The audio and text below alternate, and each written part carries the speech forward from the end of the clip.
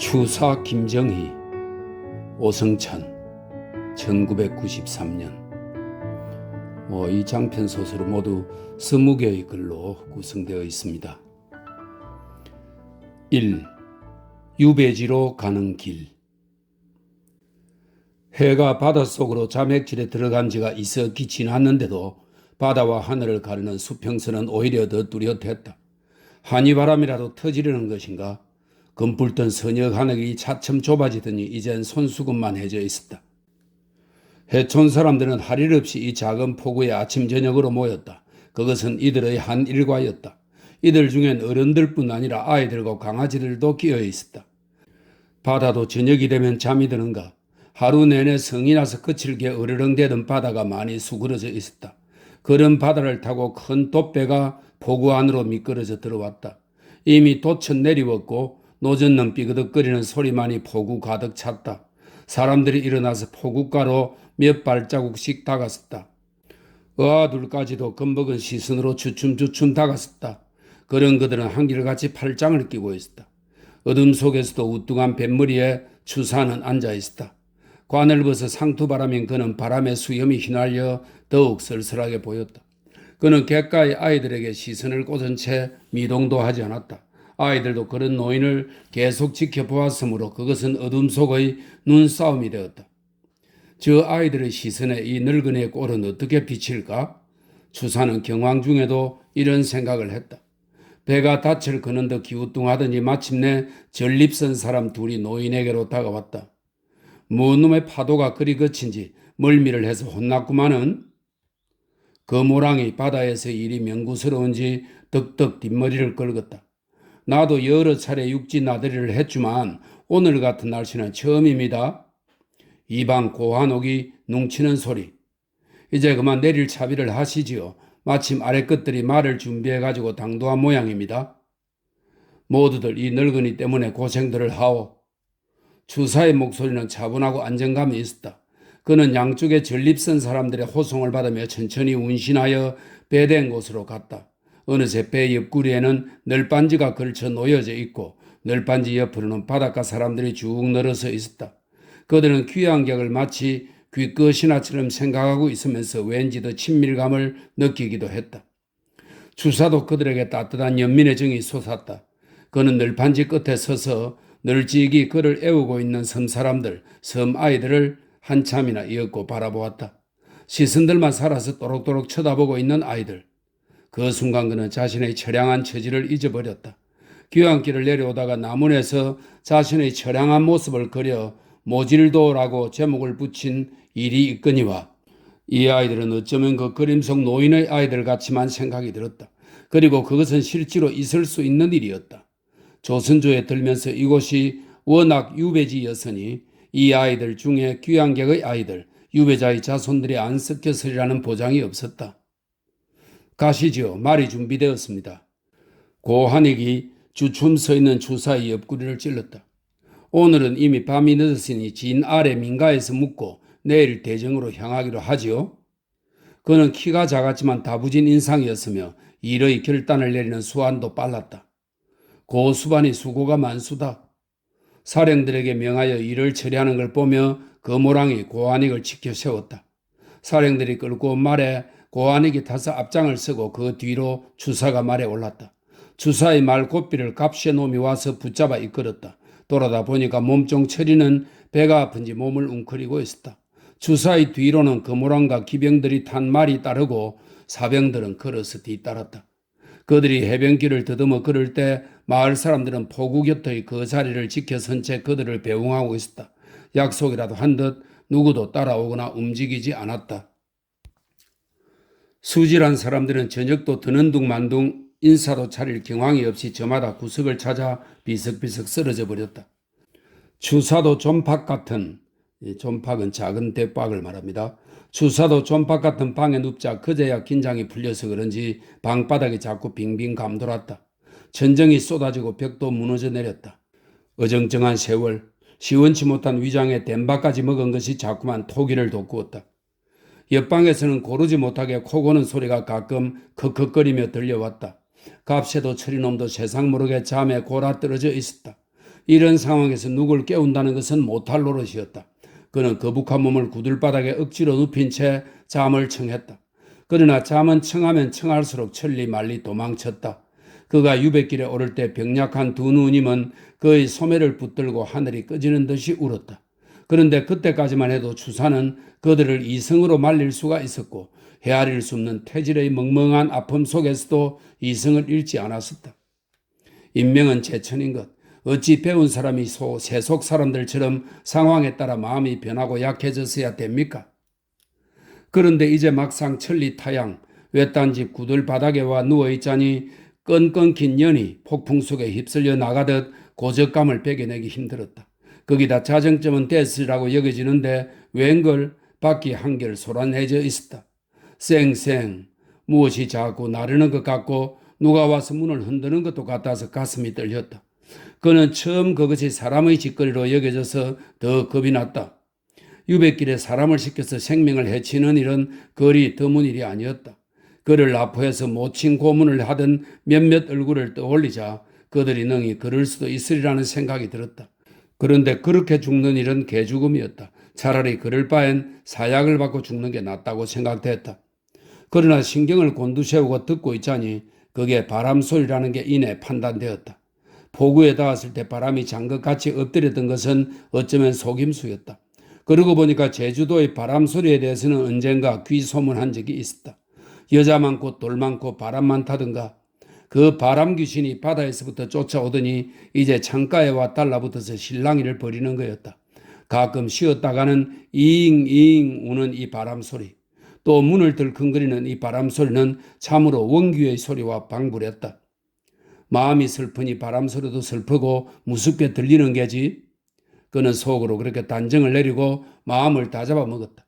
어쨌거나 바람의 씨는 원기일시 분명했다.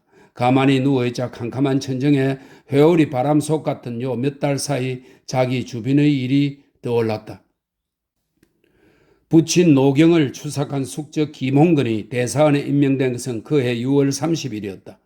그는 대사원에 임명된 지 불과 열흘 만인 7월 10일에 윤상도의 옥사를 재론하고 나섰다. 10년 전의 윤상도 옥사건, 그 사건에 아버지가 끼어들게 된 것은 순전히 안동 김씨와의 세력 다툼 때문이었다. 결국 쫓겨나서 고금도에서의 유배 생활, 그는 그때 원통한 사람이 꽹과리를 쳐 임금께 사실을 하소하는 막판 격정의 수단까지를 동원하지 않았던가. 그런데 이번에는 사건을 재론하면서 처음 윤상도 옥사건이 일어났을 당시 대사관으로 그의 부친을 탄핵했던 같은 장동 김문의 김양순까지를 연루시켜 장살하는 고육지책마저 서슴지 않고 있는 것이다. 게다가 윤상도의 상소문을 추사, 그가 초안했다고 들고 나선 판이 아닌가. 추사의 입에서는 저도 모르게 한숨이 흘러나왔다. 진흙탕 속에서 개가 싸우듯 하는 권세 다툼이 이제 극에 달한 느낌이었다. 윤상도 부자가 잡혀 능지처참을 당했다는 소문을 들은 것은 그가 벼슬을 내놓고 금호에 물러나 있을 때였다. 그리고 8월 20일 이른 새벽에 득달같이 포졸들이 달려들었다. 그는 할 일 없이 잡혀가면서 이미 각오를 하고 있었다. 그들이 겨냥하고 있는 관역이 자기라는 것이 뚜렷하게 알아진 이상 구차스럽게 굴 필요는 없었다. 이미 벌어진 아버지의 추삭, 윤상도 부자의 능지처참, 김양순의 장살 등 여러 상황이 그로 하여금 모든 걸 포기하고 주저앉게 했다. 내 죄를 너가 알렸다. 갓 형조 판서에 임명된 데다 추사와는 각별한 사이인 친구 권돈인의 음성은 떨고 있었다. 추사는 산발인 채 고개를 쳐들어 막이간 버스의 얼굴을 살폈다. 친구는 고개를 꼬아 그만 외면해버렸다. 자네를 원망치 않겠네. 사세 부득인 걸 어쩌겠나? 그의 복눈은 꼬리가 처지고 음성은 침착했다. 관아 마당하는 물을 뿌린 듯이 조용했다. 하나이요, 둘이요, 셋이요, 넷이요. 집장 사령이 술을 셀 때마다 착착 엉덩이에 와붙던 곤장의 매운맛. 그런데 그때까지 그는 자신의 삶에 대해 어떤 쾌재를 부르짖고 있었다. 그것은 피아노의 것을 실지 자기 것으로 삼은 데서 얻은 쾌감이었다. 그는 사람이 이렇게 죽어갈 수도 있구나 생각했다. 그가 초죽음이 되어서 옥으로 내쳐지고 마침내는 친구인 우의정 조인영의 구제로 제주절도 위리안치가 된다는 소문을 들었을 때 그 감회가 어땠는가. 차라리 죽음보다 두려운 현실이 눈앞에 다가왔다는 것을 깨달았을 때 그 두려움이 어땠는가? 사방에 모두 다 죽이려는 사람들 뿐인데 오직 한 사람 목숨을 걸고 자기를 구제해준 친구의 의리, 그 은혜가 얼마나 도탑고 느껴웠던가. 바람은 그제도 창밖에 와서 문풍지를 울리며 안으로 들어오겠다고 안달인데 뚫리는 창호지의 창에 희부옇게 미명이 비춰오고 있었다. 누워있어도 머리가 어찌러찌해서 밖이 밝았는데도 그는 내처 자리에 누워있었다. 갑신놈이 먼저 깨어서 웅크리고 누운 처리의 옆구리를 찔러 밖으로 나가는가 싶더니 한참 만에 도로 들어왔다. 그리고 심술 부리듯 말했다. 오늘은 바람이 심해서 앞으로 나아갈 수가 없어 하루 쉬어야겠답니다. 그 소리를 들으며 그는 가볍게 한숨을 내리쉬었다. 이 하루의 작은 휴식이 여간 고맙지가 않았다. 비로소 그의 속에서 시 한 수가 흘러나왔다. 마을 안 아이들이 나를 쳐다보네. 귀양다리 내 얼굴 참 가정하이. 죽을 고비 넘어서 마침내 다다른 곳. 남극의 은혜는 미쳐 파도도 자네. 그들은 아침에 서둘러 거처를 성한 고한에게 집으로 옮겼는데 그 과정에 어찌나 바람이 거세게 부는지 눈코 뜰 수가 없었다.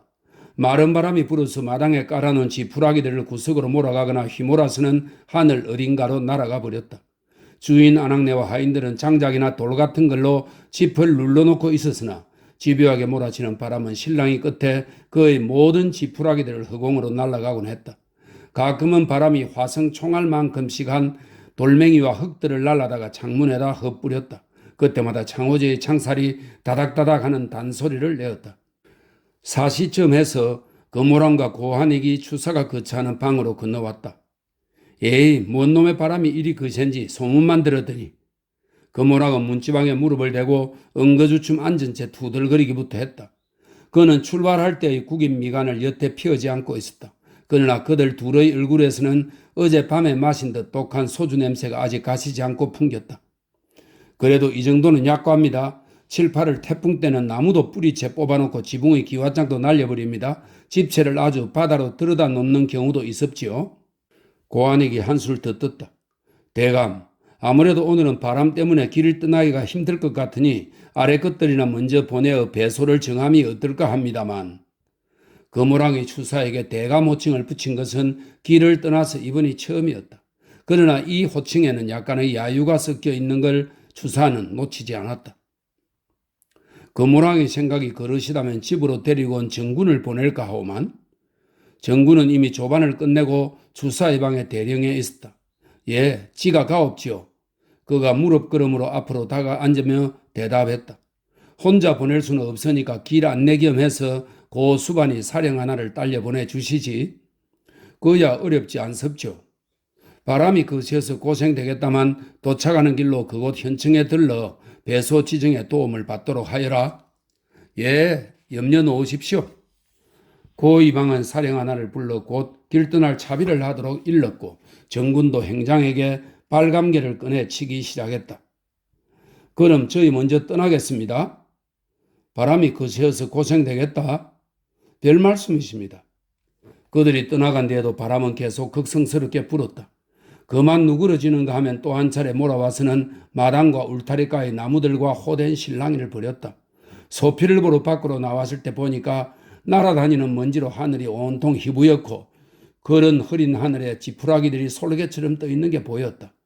워낙 유배지라더니 과연 그럴 만한 조건이 된다는 생각이 들었다. 방으로 들어와 비스듬히 앉아있자 어깨에 다리 할 것 없이 욱신욱신 쑤셔왔다. 이제까지는 서두느라 아픈 것조차 의식하지 못하고 있었는데 몸이 한가해지니까 상처의 아픈 것이 되살아나는 모양이었다. 젠장, 뭔 놈의 바람이 이리 부는지 개맛에 메어놓은 배가 두 척이나 다치 끊겨서 도망가고 마심? 오정 때쯤에서 밖으로 나갔던 이 집 하인이 들어오더니 그게 마치 집안에 들인 사람 탓이기나 한 듯 짜증을 내며 추사 쪽을 헐깃거렸다. 추사는 그만 말해도 가슴이 찔끔하고 아래 것들 눈치가 살펴졌다. 그러는데 민규호가 그의 방으로 들어왔다. 그는 수지를 몹시 했던 듯 수척한 얼굴에 눈조차 부승부승했다. 자리 불편하지 않으셨습니까? 그는 너무 늦게 건너온 것이 황송한 듯 어깨를 움츠렸다. 아니, 괜찮았어. 그런데 자네야말로 괜히 쫓아와 사서 고생을 하는구만. 별 말씀을 다 하십니다. 제가 온 것이야 당연지사지요. 좌우가 몸 보중하게 그렇게 당해놓고 보니까 몸이 건강해야겠다는 생각밖에 없어. 몸도 중하지만 역시 중요한 건 정신력 일듯 합니다. 저는 아무래도 어제 일이 꿈속만 같아서 허긴 파란 거치로 열흘 한 달 걸리는 길을 단 하루 만에 왔으니 그도 그렇지만 도사공도 겁이 나서 벌벌 떠는 판에 물말이나 잡수시던 선생님께서 이 물에 앉아 선언들을 부리셨으니 사실은 나도 뭐가 뭔지 분별이 잘 안 되었어. 지내놓고 하는 말이지만 어쨌거나 날아서 건너왔다는 말을 들을 정도니 이변은 이변인 듯 합니다. 그래, 바람이 만들어준 이변이지. 그들이 이런 말을 나누는데 이번엔 갑새와 철이놈이 그 방으로 건너왔다. 대감마님, 어디 편찮으신 데나 없으신 게라우? 갑새가 싱글거리며 주사의 곁에 무릎을 꿇고 앉았다. 오냐, 너는 괜찮으냐? 예, 저는 이렇게 멀쩡하여라우. 민대감님도 괜찮습니까? 이번엔 철이가 민기호 쪽을 보며 물었다. 아, 나야 아직 젊지 않은가? 갑새란 놈은 이런 때 보면 섬시한 구석도 있고 제법인데 뭔 일을 시켜놓으면 덤벙대기나 하고 챙기기보다는 해집어 놓기가 일수였다. 철이는 아직도 배앓이가 안 멎은 모양이로구나. 주사는 얼굴빛이 헬스간 몸종 철이 쪽을 살피며 걱정스럽게 물었다. 여직 직간 출입이 작긴 해도 수시는 정상은 많이 누그러져 사옵니다. 그만하길 다행이다. 어쨌거나 음식 먹는 걸 조심해야 하느니라. 철이놈은 모든 게 귀찮기만 한지 대답은 않고 고개를 숙여버린다. 일을 시키면 군소리 없이 잘 처리해 놓는 충성스러운 놈인데 오랫동안 이지를 앓으며 맥을 못 추고 있으니 안쓰러운 일이었다. 대감마님, 그래도 날씨조차 우리를 알아보는 듯하니 마음이 그리 섭섭지는 않습니다. 날씨가 우리를 알아보는 것이 아니라 우리가 그런 때를 맞춰온 것이니라. 세상 만사가 생각 나름인데 기왕지사 이익되는 쪽으로 해석하는 게 좋습지요. 하긴 너희 말이 맞다. 이놈은 어디서나 흥얼흥얼 장타령을 부르고 남 웃기기를 좋아하는 광대기질이 있었다. 그것은 사실은 하찮은 것 같으나 이런 때를 당하고 보니까 대단히 소중한 일면이었다. 이놈은 지금도 틀림없이 울적에 있는 주인을 웃기기 위해 건너온 것일 터이었다. 이곳 사령놈들이 그러는데 우리는 내일 제지로 해서 청수로 해서 조수로 내리게 된답니다. 갑새놈은 이 말을 하며 빙긋이 웃었다. 그 말을 듣자니까 소리가 되어 나오는 은유가 요상하기는 했다. 이놈이 어떻게든 한번 웃겨보자는 속셈이 들여다 보였다. 그래, 그래서 그게 그렇게도 웃어오냐? 웃은 게 아니라요. 그렇게 이름 지을 게 없어서 마을 이름을 제지다 조지다 붙여놓았을까 했으지요. 이놈아, 넌 그 말의 깊은 뜻을 몰랐으니라. 청수, 조수, 저지 그것이 다 물을 그려서 붙여진 이름일 터이니라. 소인이야 뭘 압니까요? 그저 이름이 요상하게 생각돼서 하는 말입지요. 허허허 녀석. 어쨌거나 방 안에는 웃음이 터졌다. 놈은 계산대로 비죽비죽 웃겨놓고는 제 방으로 달아나 버렸다. 주사는 한편 씁쓸했으나 한편으로 마음이 꽤 헐거워져 있었다. 주사가 말에 태워져 유배지로 갈 때였다. 앞멍이랑 들으나 오라, 뒷멍이랑 멀으나 지라. 밭에서 일하는 사람들 중에 한 사람이 선창을 하자 나머지 사람들이 후창을 했다. 엉어디야 디어로구나. 앞에 보난 태산이여 뒤에 보난 맨산이여 뒤에서 따르는 건 보난 흙너울과 청너울 사이 흐르는 건 눈물이더라. 나머지 사람들은 다시 후창을 했다. 뜻을 전부 알아들을 수는 없었으나 그 내용이 어떻다는 것을 대강은 짐작할 수 있었다. 흙너울과 청너울 사이 흐르는 건 눈물이더라. 어째서 일을 하면서 흥겹기보다는 울음을 앞세웠을까? 거기다 그 가사의 내용이 아니어도 가락마저도 슬펐다. 주사로서는 서민들의 애환에 대한 관심을 이렇듯 가까이 다가가서 가져보기는 처음이었다. 그것은 그의 출생과 성장 과정이 서민들과는 무관했기 때문이었다. 그러나 그는 이제 이 나이가 되어서 한낮에 자갈투성의 길을 터들거리면서 비로소 서민들의 애환에 가까이 다가서 있었다. 밭둔덕의 농투산이나 저작거리의 사람들과는 그는 출생부터가 판이했다. 그가 웬만큼 자라서 철들 무렵 그는 이미 동네 사람들이 자기를 높지익이 올려다보는 팔봉산만큼이나 위하고 있음을 몸소 깨닫고 있었다. 어머니 유씨는 추사를 두 해나 몸속에 담고 있었고 그가 태어나던 날은 뒷곁 우물의 물이 줄어들고 팔봉산의 수목이 모두 시들었다고 전해 내려오고 있었다. 그것은 제사나 잔치, 기회 있을 때마다 눈덩이처럼 동네에서 커져가는 소문이었는데 동네 사람들은 그 소문을 기정사실로 수렴하고 있었다. 그는 소문에 대해서 그리 크게 관심을 두지 않았다. 다만 아버지가 그에게 관심을 쏟아 글과 글씨를 가르쳤으므로 그걸 쫓았을 뿐이었다. 그는 출생 후 줄곧 서울 장동의 월성위 궁에서 살았다. 대문이 겹겹 달린 기와집, 뜰도 넓고 이리 오너라 소리 한마디면 어디서나 심부름할 종이 대령에 있었다. 6살이 되던 이른 봄이었다. 마당에서 제기차기를 하는데 난데없이 굵은 목청이 들렸었다. 이리 오너라. 그 소리는 울담을 넘어 안집의 처마 끝까지 쩌렁하게 울렸다. 이리 오너라. 이번에는 약간 누그러진 아까 그 사람이 부르는 소리가 들렸다. 어디에 있었든지 귓바른 경덕이 놈이 대문간으로 내놨는가 했더니 두루마기에 갓을 쓴 풍채 좋은 영감이 안으로 들었었다. 경덕이가 굽실거리며 아버지 노경이 있는 사랑채로 그 노인을 안내하여 갔다. 그런데 그가 사랑채의 마당에 막 들어서자마자 사랑에 앉아 조는 듯 책을 읽고 있던 아버지가 대뜸 일어나 벗은발로 대돌 아래로 내려서는 것이 아닌가. 아니 어떻게 정유 대감님께서? 그들은 서로 반가운 듯 손을 맞잡았다. 산보 삼아 나왔던 길인데 유당댁 입춘첩이 하도 빼어나길래 들렀소이다. 경덕이를 따라 여기까지 왔던 추사는 얼굴이 달아오르고 가슴이 할딱할딱 뛰었다. 입춘대길, 천하태평춘, 사방무일사, 효자충신가. 대필로 쓴 이 글귀는 거의 필치였기 때문이다. 그 글을 쓸 때 지켜보시던 아버지는 빙그레 웃으며 고개만 끄덕이고 계셨던 걸 그는 이제까지도 기억하고 있었다. 좌우간 여기까지 오셨으니 누추하지만 오르시지요. 오르다마다 오늘은 내 이 집 술 한 잔 잘 받아먹고 가야겠소. 그 대신 저 아이의 장례는 내가 책임을 지리다. 유난히 차양이 넓은 갓을 쓰고 있던 이 영감이 사랑으로 올라간 후 월성위궁의 주방은 부산해졌다. 안주를 만들고 술을 내가고 그리고 두 어른은 주거니 받거니 저녁 낮을까지 술이 계속되었다. 나중에 한 일이지만 그가 당시 북학의 기수로 소문나 있던 박재가라는 것이었다. 그가 취해서 돌아간 후 대취한 노경이 안방으로 건너와서 큰 소리로 어머니 유씨에게 자랑하는 걸 그는 들었다. 두고 보시오. 인물 하나 날 테니 정유 어른도 말했소.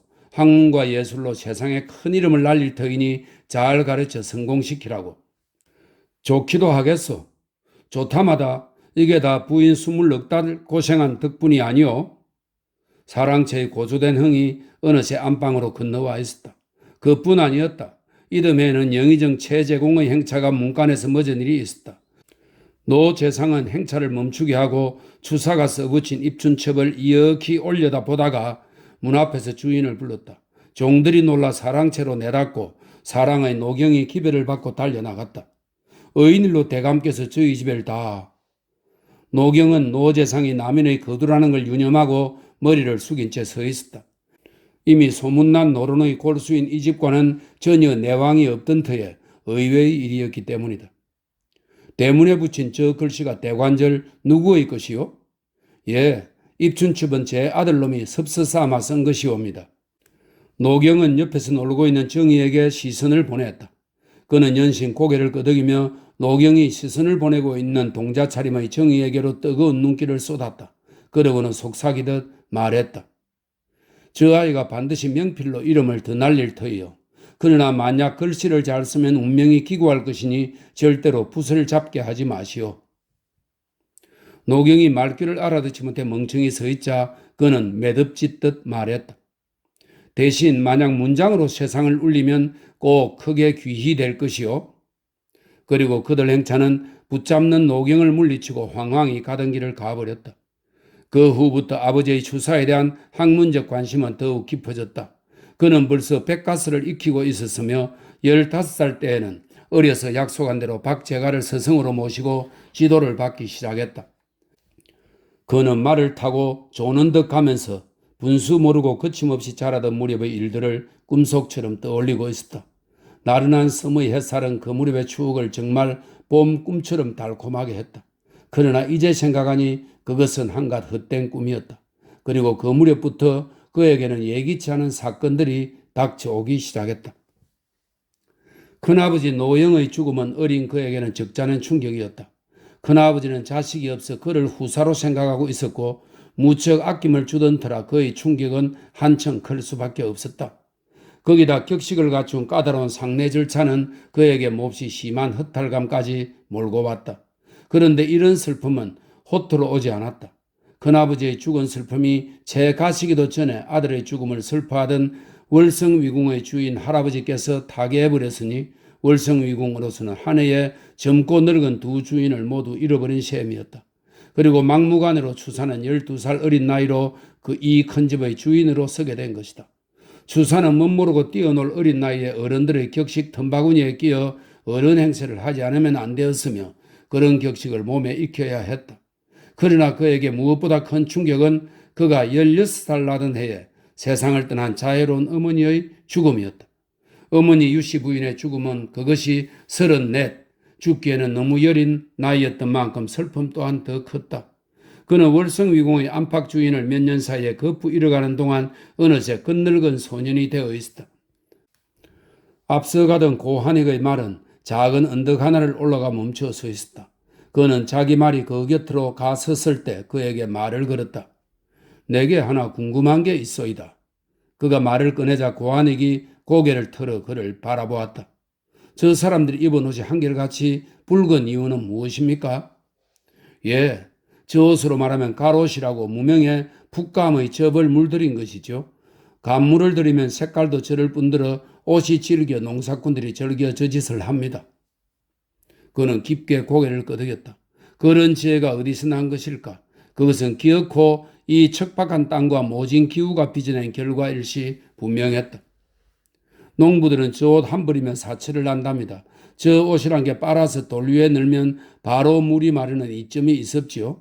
여름에 땀이 배지 않고 통풍이 안 돼서 겨울에 춥지 않습니다. 그 대단한 이점이 있는 옷이군요. 그런 셈이죠. 모자도 다양하고 재미가 있습니다. 예, 저 꼭지가 뾰족한 모자가 삿갓이라고 때로 짠 것이지요. 육지의 삿갓에 비해서는 끝입니다. 또 저 번거지는 허들의 털을 가사리 풀에 뒤섞어 만든 털 번거지인데 비도 방비하고 햇볕도 막지요. 이 고장의 풍속은 기이한 것이 많습니다. 외딴 고장이라 풍습도 그런 셈이지요. 몽고놈들이 100년 가까이 지배했던 만큼 그곳 풍속이 묻어온 것도 들어있나 봅니다. 길은 반이 지났다고 한때부터 조금 평평해지고 밀림이 무성해졌다. 너름나무, 녹나무, 보리수, 조롱나무, 얼음등, 굴등 잎지지 않는 나무들이 길가에 무성하게 늘어섰고 그 넝굴들이 길 천정 위까지 덮은 곳도 있었다. 덜찔레와 구지뽕, 실거리 가시들도 아랫도리를 붙잡아 긁었다. 이런 숲 사이로 햇볕은 비쳐들며 숲속에 무지개 빛깔을 내뿜었다. 그것은 참으로 영롱한 빛깔이었다. 자, 고수반, 좀 더 빨리 몰 수 없겠나? 오늘 안으로 다시 목 안으로 들어가야 할 사람도 있으니까. 뒤쫓아던 그 모랑이 큰 소리로 말했다. 그것은 물론 고한익에게 하는 소리였지만 유배길의 풍광을 완상하는 듯한 추사에게 들으라는 소리였다. 구비를 돌아서니까 대여섯 길은 실이 되는 바위 틈에 새빨간 단풍이 들어 그 빛을 한껏 자랑하고 있었다. 추사는 그 선홍빛 단풍을 보자 가슴이 섬뜩했다. 그는 문득 매질을 당하면서 흘렸던 피를 연상해냈다. 그 바위 기슭을 돌아서자 눈앞이 확 트였다. 밋밋한 산기슭 밑에 번거지를 엎어놓은 듯 둥두렷한 산, 그리고 하얀 바다에는 점점이 섬들이 흩어져 있었다. 오른손편으로는 쭉 길게 두 개의 섬이 놓여있는 게 보였다. 저 산이 삼방산이라고 우리 가는 곳이 바로 저 산 인근입니다. 고 이방이 문득 멈추어 서서 부신 듯 그 산 쪽을 보며 말했다. 대단히 산세가 기이하고 풍광이 아름다운 곳이군요. 예, 그러나 보기보다는 살기가 그리 좋은 고장은 아닙니다. 그는 말 끝을 못 박듯 했다. 그러나 추사는 그 기이한 산세를 내려다보면서 뺨에 옆구리에 전율 같은 것이 훑고 지나가는 것을 느꼈다. 어쩌면 견뎌낼 것 같은 생각도 들었다. 좋구만은 저런 산세는 그런데 저런 곳이 어째 유배지가 됐을꼬? 그 모랑이 쫓아와서 옆에 서며 거들었다. 그 말꼬리에는 여전히 비웃음 같은 야유조가 곁들여 있었다. 보기엔 저래도 땅이 거칠고 무척 바람이 거센 곳입니다. 지척 민빈한 탓인지 인심이 사납다는 게 정평이지요. 난이라는 나는 모두 거기서 난답니다. 옛날부터. 고 이방의 말을 사령놈이 석해 끼듯 받았다. 그러나 그것뿐 그들은 더 아무 말도 하지 않았다. 거기서 귀양살이를 할 그의 마음을 헤아리는 듯 했다. 여기서부터는 길이 내리막이었다. 잎지는 나무들 사이로 질펀한 들판과 이마까지 올라온 하얀 바다가 시야 가득 펼쳐졌다. 그는 어려서 아버지를 따라 영경을 여행하던 때의 일을 떠올렸다. 진흥왕 순수비를 확인하기 위해 산속을 헤매던 일도 떠올랐다. 이때 기억으로 몸은 힘들었지만 좋아서 하는 일인 만큼 마음은 가벼웠었다. 낯선 사냐를 눈으로 발로 확인하고 밟는 일은 신나는 것이었다. 그런데 지금 보는 경치는 그보다도 빼어났다. 감탄할 아름다움이었다. 그러나 이제 그걸 즐길 수 있는 마음의 여유는 없었다. 번거지를 엎어놓은 것 같은 산은 더욱 가까워지자 절벽 같은 위험으로 앞을 막았었다. 더구나 그 주변의 낮은 산세는 칼날처럼 성긋하고 거칠었다. 그것들이 가슴을 벨 듯 위태로웠다. 말은 내리막길에서 더욱 더듬거렸다. 발 한 자국을 내어 디딜 때마다 자갈을 밟아 뒤뚱거렸다. 좁은 길 천정까지 뻗어나온 보리수 가지와 정밀의 등골이 옷을 붙잡고 가지 말라고 보채었다. 바로 건너뛸 듯 보이는데 띠밭들이 펼쳐진 야산지대까지는 꽤나 멀었다. 야산지대로 내려서면서 군데군데 무덤들이 눈에 띄었다. 무덤은 머리 쪽이 처녀들 따은 머리처럼 졸아들고 발 부위가 뭉툭한 용묘인데 그것의 전체적인 분위기는 참 온화했다. 모든 일을 다 끝내고 일손을 놓고 나앉은 어진 시골 안악내 모습이었다. 거기다 겹으로 담장을 둘러놓은 속에 가지런히 앉은 쌍묘는 가히 영들의 집이라 할 만했다. 언덕 하나를 넘어서니까 이런 무덤들가에 옹기종기 사람들이 서 있었다. 그중 주장인 듯한 사내가 주룩 앞으로 나서더니 고한액의 앞으로 와서 꾸벅절했다. 추사에게도 어정쩡한 인사를 보냈다. 원로에 수고가 많았소이다. 현감께서 수고를 하셨소. 거기 서자 말만한 성 하나가 발밑에 깔려 있었다. 그들은 주춤거리는 말을 몰아 이 성 안으로 들어왔다. 성의 입구 양편에 키가 땅딸막하고 괴이한 표정의 돌 하르방이 서서 그들 일행을 맞았다. 순간 산방산으로 돌아온 바람이 쌩 그들의 귓삼을 후렸다. 송계순이라고 포졸리를 보고 있었지요. 어변청이라는 낡은 건물에 닿았을 때 현감이 번거지 하나를 일행에게 소개했다. 당분간 저희 집에 거처를 정했습니다. 주사는 그의 깨끗한 인상을 대하자 우선 안심이 되었다. 성깔은 있게 생겼으나 아직 때묻지 않은 인상이었다. 눈이 크고 뚜렷했다. 그를 따라 마을길을 가는데 마을 사람들이 마주 오다가도 등을 돌리고 가는 걸 보았다. 아이들은 돌담가에 몸을 숨기고 담구멍으로 그들을 살폈다. 그리고 저들끼리 수군거리는 소리가 들려왔다. 송포교의 집은 현청 아래쪽의 평평한 곳에 자리 잡고 있었다. 지대가 높직해서 정갈한 느낌이었으며 그들이 목표 삼고 온 번가지를 엎어놓은 듯한 산이 왼쪽 편으로 덤지기 앉아 있었다. 이제 보니까 그것은 대단히 묵중한 무게였다. 거기다 그 산 앞으로는 가슴을 벨 듯 거친 산세의 낮은 산들이 질펀히 널려 있었는데 그것이 단산이었다. 이 산을 마을 사람들은 바구니 같다 해서 바금지 오름이라고도 부른다고 했다. 단산과 삼방산은 가까이 있으면서도 산세나 그 인상이 영 판이했다. 송계수는 이미 그가 들어살 집을 대강 치고 놓고 있었는데 성급하게 살뜰해배는 그의 아내가 수건을 쓴 채 마루에 걸레질을 하다가 경황 중에 그들을 맞았다. 집이 원체 좁은 데다 농사꾼 집이라 그녀는 그들을 맞는 인사를 이렇게 대신했다. 그 외에도 무슨 말인가를 목청을 돋고 급히 했는데 주사는 그 말을 전혀 알아들을 수가 없었다. 그들이 묵게 된 집은 목커리로 서양인데 눈썹 같은 툇마루가 달려있고 한쪽에 작은 부엌이 있었으며 그 부엌에 잇따라 2간쯤 되는 광이 있었다. 이 광을 집주인 안악은 앙팡이라고 불렀다. 뒤따르던 주인은 혹 고팡이라고 부른다고 토를 달았다. 밥을 안 지어 먹을 거니까 이 부엌에 구들을 들이면 여럿이 살기에 편할 것이오다. 추사의 앞장에서 집을 안내하던 송계순이 말했다. 그게 그렇게 된다면 대단히 좋겠군요. 우리가 거처해도 되고. 뒤따르던 철이가 받았다. 그는 아직도 얼굴빛이 검었다.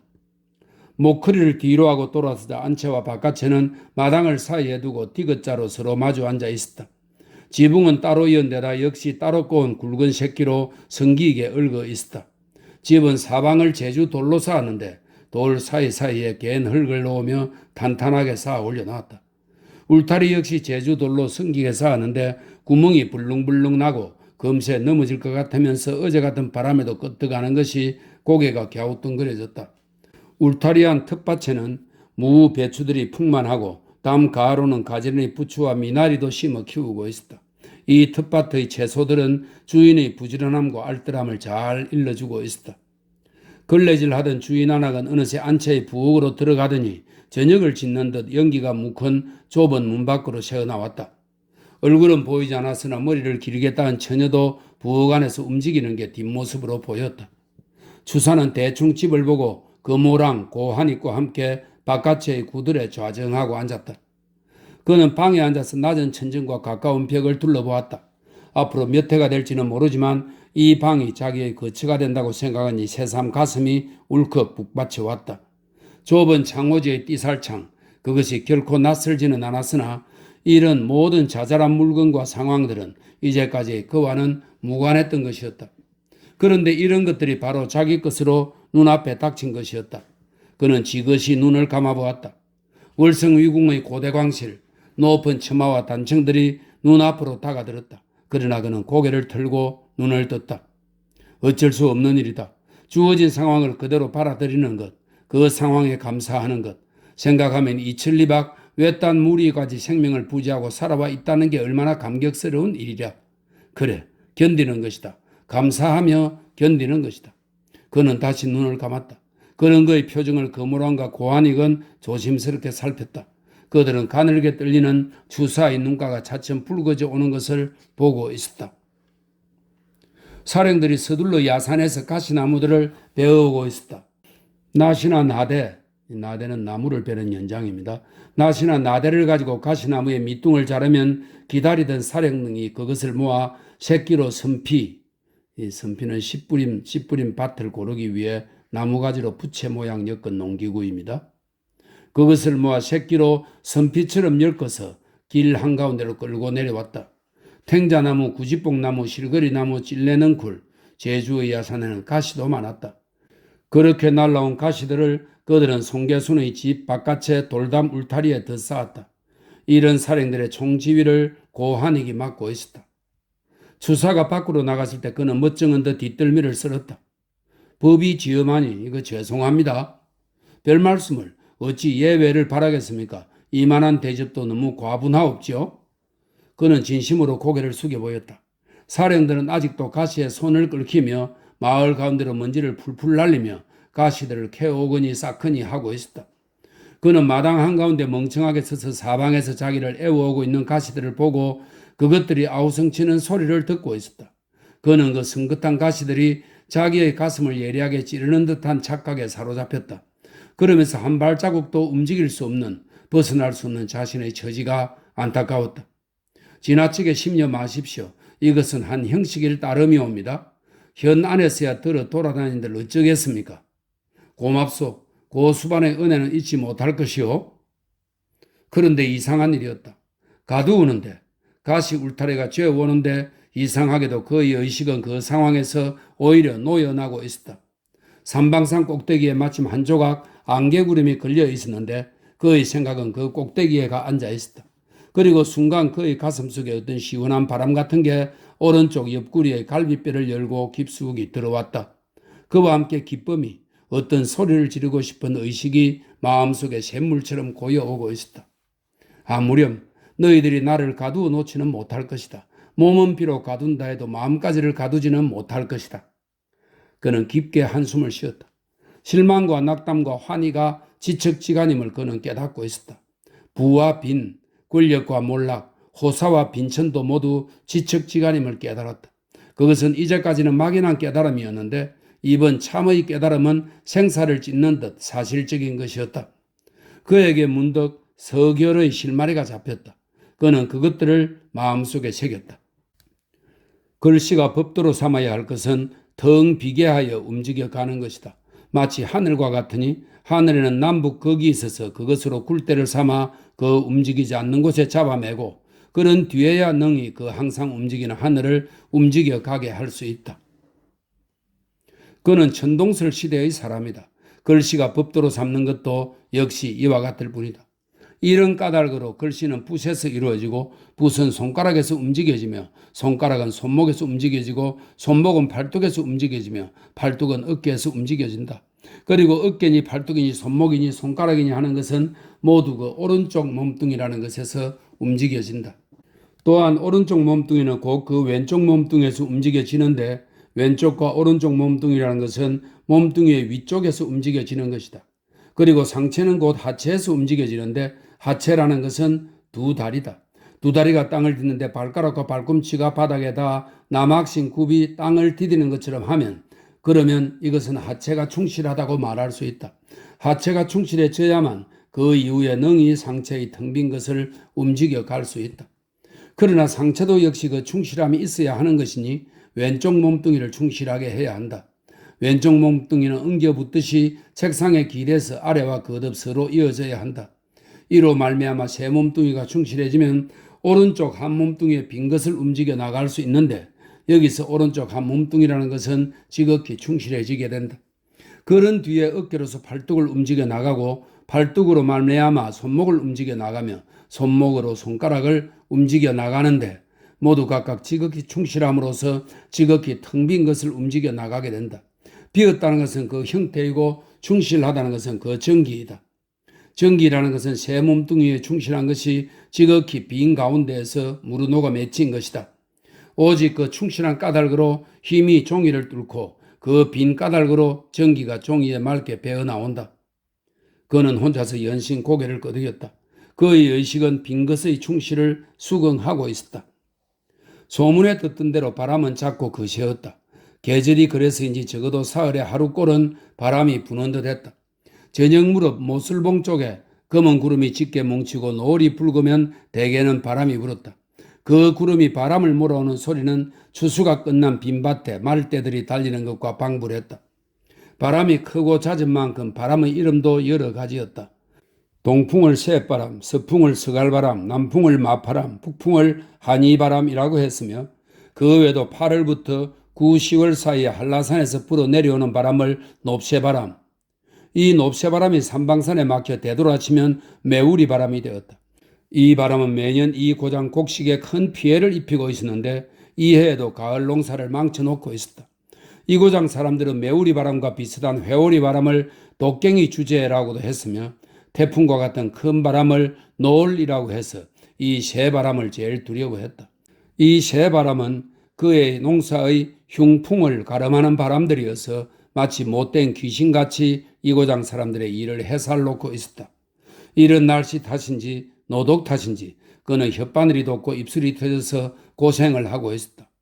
주인 아낙네가 동제밥, 동제밥은 귀한 손님을 대접할 때 짓는 쌀 섞은 밥인데요.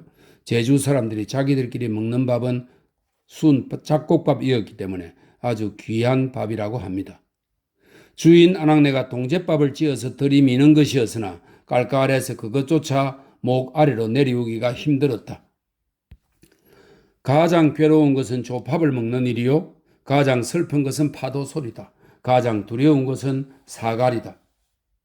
그 옛날 불과 15세 어린 나이로 이 고장에 유배를 왔던 왕손 이건의 수레가 그대로 가슴에 와닿았다. 성질이 깐깐한 송계순의 안악은 남편이 관가에 포교로 나가는데도 자신도 농사도 짓고 바다에 물질도 다녔다. 그 농사일을 두 아들과 장성한 비바리 딸이 거들고 있었다. 송계순의 늙은 부모도 한시도 쉬지 않고 밭에 안 나가면 집에서 부시럭거리고 있었다. 하루는 이들이 마당에 멍석을 깔아놓고 둘러앉아서 밑둥까지 베어서 집에 날라온 조 이삭을 자르고 있었다. 기운 햇살에 맥없는 장광이 이 좁은 마당을 비추고 있었다. 수사는 무료의 방 안에 앉았다가 이들이 이삭을 자르는 마당으로 나갔다. 삭삭 사각사각 햇빛에 잘 바랜 조짚을 만지는 소리와 뚝뚝 골라낸 이삭을 낫으로 자르는 소리가 고즈넉한 마당 안에 간헐적으로 들렸다. 조는 멍석들의 양쪽에 한쪽엔 충실한 노란 빛깔의 이삭, 또 한쪽엔 연두색의 칙칙한 이삭들로 따로 쌓여서 말려지고 있었다. 조가 이건 아주 달라 보이는데 이것들의 성질이 어떻게 다릅니까? 주사는 자신이 나와도 아랑곳 않고 일만 하고 있는 그들에게 이삭 하나를 주어 보이며 말을 걸었다.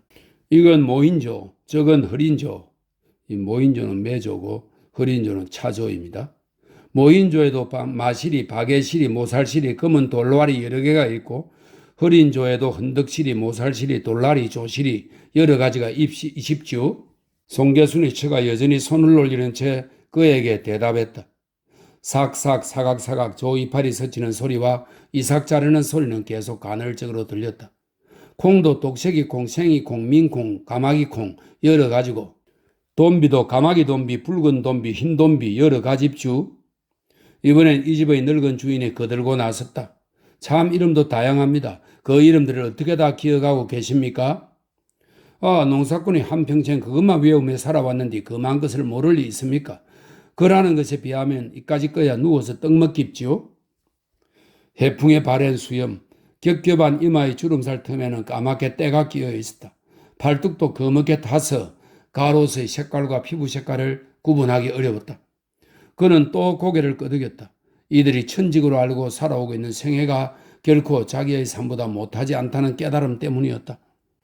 점심 후에 그들은 잘라 햇빛에 마린 조 이삭들을 큰 멱서리에 담아서 얼마 안 떨어진 연자마로 지고 갔다.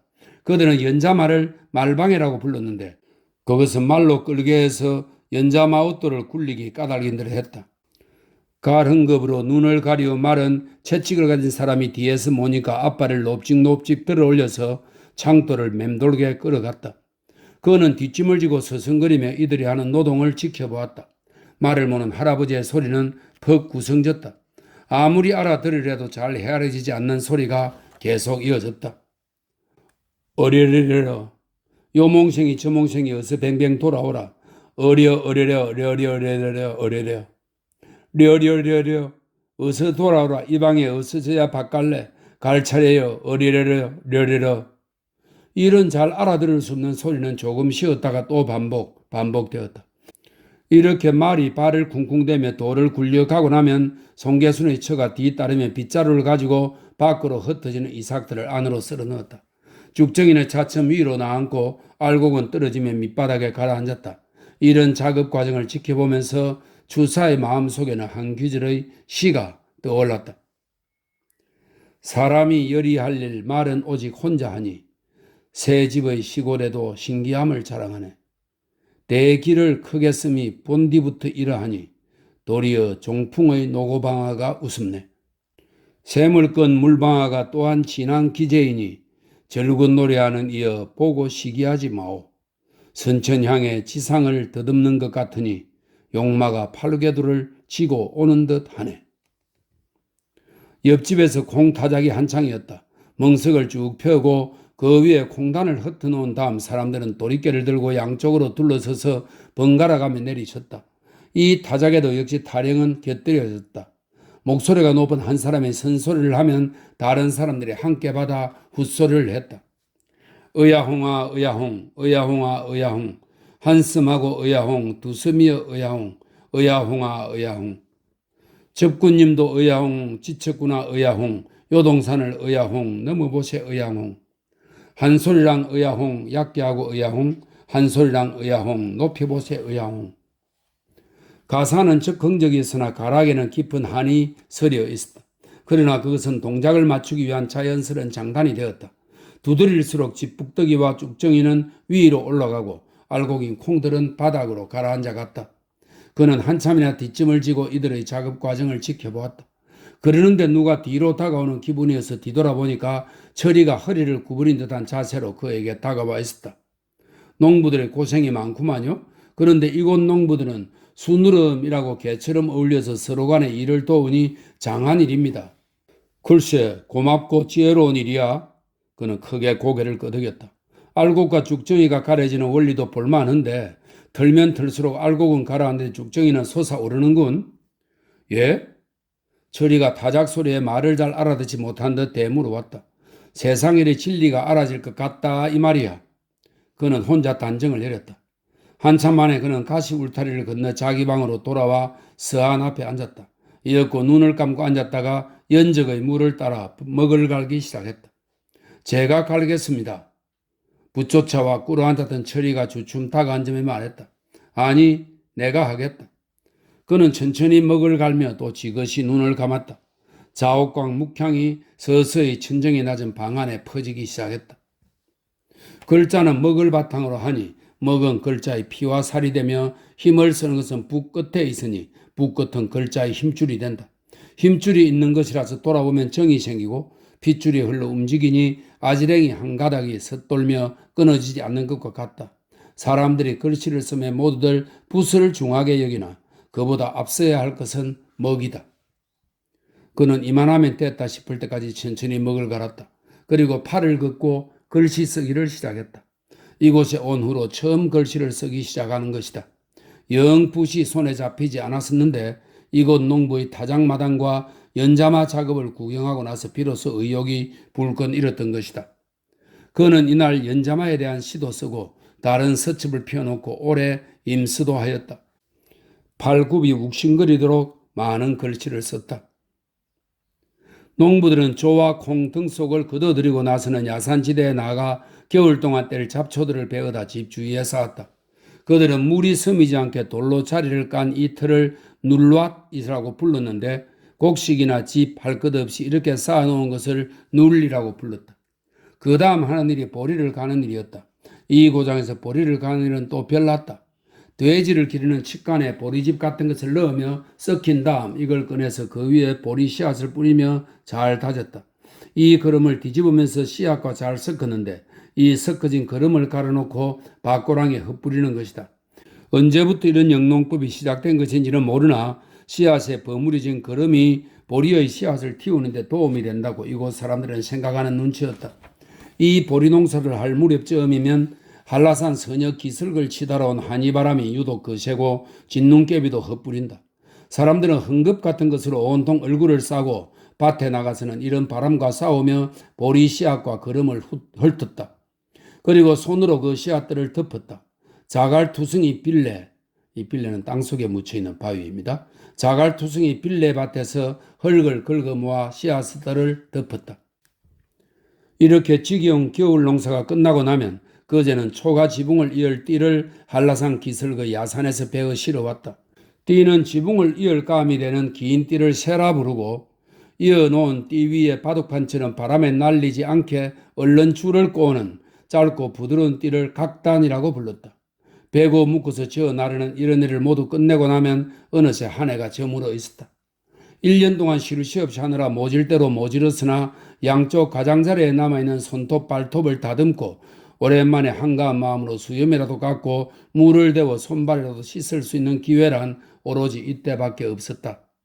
연말 연초의 며칠간 그렇게 쉬고 나서는 남정네는 멱서리, 멍석깍짜기와 구럭격기, 또 옆에 네들은 물대보와 바다에 들기로 또 여벌의 일을 시작하는 것이었다. 살펴보건대 그들은 오로지 일을 위해서 태어난 사람들 같았다. 그 애가 거의 거무로 갈 무렵 어두운 밤에 대정현의 현감 이모가 주사의 배소를 찾아왔다.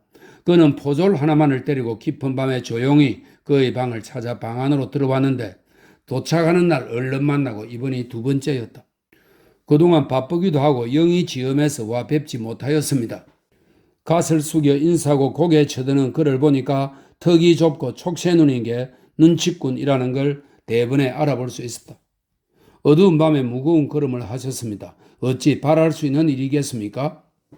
주사는 무명저고리에 고름을 바로 메고 매무새를 고치 앉았다. 방 가운데는 등핏불이 타오르고 있었는데 흔들릴 때마다 그림자가 일렁거렸다. 이 사람이 어째 새삼스럽게 나를 찾아왔을까? 주사는 몇 가지로 짚어보는데 그리 특별한 이유가 있는 것 같지는 않았다. 눈치를 보느라 시기를 벼르다가 마지못한 걸음을 했을 거라는 생각이 들었다. 이런 두 사람 사이에 그리 시원한 대화가 이어질 리 없었다. 원체 모진 땅이라 음식 범절이 입에 맞지 않을 것입니다. 불편히 이루 말할 수 없으시지요? 죄를 입은 몸이 어찌 편하기를 구하겠습니까?